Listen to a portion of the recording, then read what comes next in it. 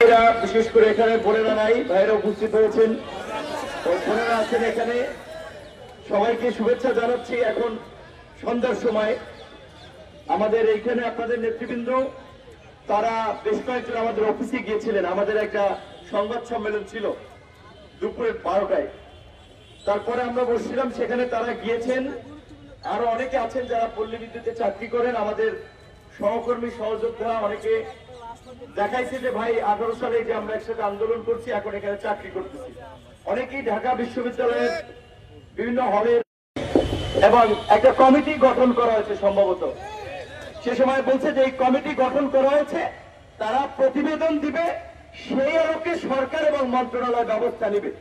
তখন এটা যৌক্তিক ছিল, একটা কমিটি গঠন করা হয়েছে, তাদের প্রতিবেদন কি আসে, তাদের সুপারিশ কি আসে, সেগুলো দেখার পরে আমার মনে হয়েছে ঠিক আছে, একটা প্রক্রিয়ার মধ্যে যাচ্ছে।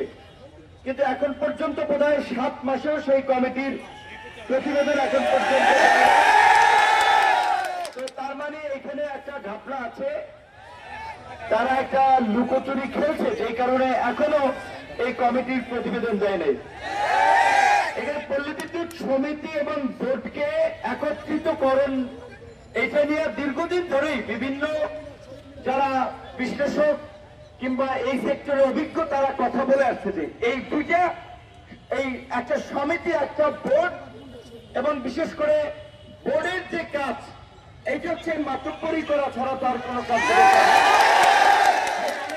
বলছে যে ভাই যে লাইন মাঠে কাজ করি আমরা, কিন্তু নরমাল বা যন্ত্রপাতি কেনার পুরো প্রক্রিয়া তো জড়িত থাকে বোর্ড।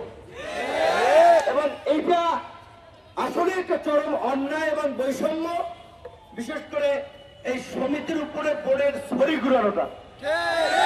এখন এইটা একটা রাষ্ট্রীয় প্রতিষ্ঠান, আমরা তো কোন প্রতিষ্ঠানের বিরুদ্ধে না, আমরা চাই যে যৌক্তিকভাবে এই দুটো প্রতিষ্ঠান মার্চ করে একত্রে কাজ করুক। যদি তারা আলাদা থাকে তাহলে বোর্ডের কাজের ক্ষেত্র আলাদা করে সমিতির যে যৌক্তিক কার্যক্রম তারা যেটা করে সরাসরি যেটার সাথে তার বিরুদ্ধে কথা বলা যায় নাই, আন্দোলন করা যায় নাই, আন্দোলন করলে মামলা দিচ্ছে, জেলে নিচ্ছে। এই অন্তর্বর্তীকালীন সরকার যদি কর্মচারীরা আন্দোলন করার কারণে চাকরিচ্যুত করে জেলে নেয়, তাহলে তাদের কর্মকাণ্ড হাসিনার কর্মকাণ্ডের তো খুব বেশি।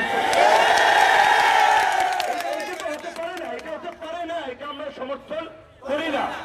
এবং এই প্রবণতা অন্তর্বর্তীকালীন সরকার কর্তৃত্ববাদী হয়ে উঠবে, এইটা আমরা রাজপথে আসতো না। এমনকি আমরা তো সরকারের পক্ষে শুরুর দিকে বলেছিলাম যে ভাইয়ের আল্লাহর হস্তে 2-3 মাস আন্দোলন করেন না, সরকারকে স্থিতিশীল হতে চান। এই পল্লী বিদ্যুৎ সমিতির লোকজনকে একই কথা বলে আমরা আশ্বস্ত করেছিলাম। তো তাহলে কথা না শুনলে তো মানুষের পিঠ যদি দেয়ালে ঠেকে যায় তখন তো রাজপথ ছাড়া। কর্তৃপক্ষকে আমরা অনুরোধ করব যে এখানকার দায়িত্বশীল প্রতিনিধিদের সাথে বসে এই সমস্ত মামলাগুলো প্রত্যাহার করা, তাদের এবং যাদেরকে চাকরিচ্যুত করা হয়েছে তাদের চাকরি ফিরিয়ে দেওয়া। তবে অবশ্যই কেউ যদি এই আন্দোলনের মাধ্যমে ঘর পোড়ার মধ্যে আলু পোড়া খোঁজে, কেউ যদি কোনো স্বাভাবিকভাবেই সেটা যারা করছে প্রয়োজনে তাহলে সেটা নিয়ে একটা তদন্ত করা যেতে পারে। কিন্তু আমরা আপনাদেরকে অনুরোধ করবো, আপনারা দাবি দেওয়া আদায় করেন। আমরা নতুন বাংলাদেশে সবকিছু করব, নতুন ভাবে করতে চাই, কাজও চলবে, আন্দোলনও চলবে।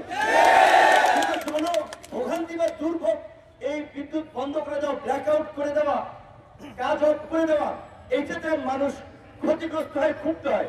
বরঞ্চ আমরা আন্দোলনের কৌশল আমরা ঘুরাই, কাজও চলবে, আন্দোলনও চলবে।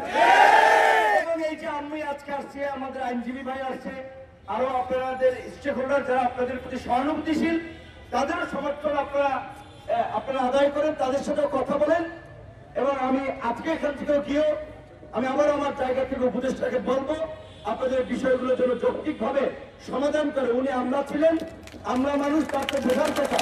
এবং তিনি এই সেক্টরেরই লোক ছিলেন, তাই দীর্ঘদিন ধরে তিনি এখানে থাকার ফলে এই সমস্যাটা তো আমরা পত্র পত্রিকায় অনেক আগে থেকে দেখে আসছি। এই পরিস্থিতির পরে এত কিছু পরিবর্তন হয়েছে, এত দাবি দেওয়া আন্দোলন হয়েছে, এইখানে কেন আপনাদের দাবি দেওয়া আদায় হবে না? অবশ্যই আপনাদের যৌক্তিক দাবি দেওয়া আদায় হবে, আমরা সেটা চাই এবং আপনাদের প্রতি আমাদের সংহতি সমর্থন আছে। সেই কারণেই এই যে এখানে আসলাম, যেটা বলেছি যে আমরা আসলে রাজনীতির বাইরে অনেকের সাথে ব্যক্তিগত সম্পর্ক চেনা জানা, অনেকেই বিভিন্ন আন্দোলন সংগ্রামে বলি ভাই আমি আপনার চালান